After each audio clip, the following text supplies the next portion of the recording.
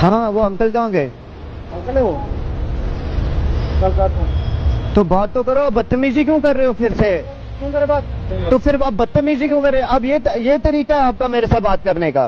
बात कर। मसला की बात नहीं, उन्होंने मेरे से बदतमीजी की है, वो मैं सब करूंगा। I respect you sir, I respect. इन्होंने मेरे से बदतमीजी की है, अब्यूज किया, मारा मेरे को, उनका उसका क्या होगा ना, वो आप एविडेंस देना, उसके बाद हम प्रोसीडिंग करेंगे। ठीक है, कोई बात नहीं, वो फिर मैं कोर्ट से अब प्रोसीडिंग करूंगा जो भी होगा मेरा। चलो तुम चालान करवाओ अपना, बाइक सीज करवाओ। कर दो बाइक सीज, कोई बात नहीं।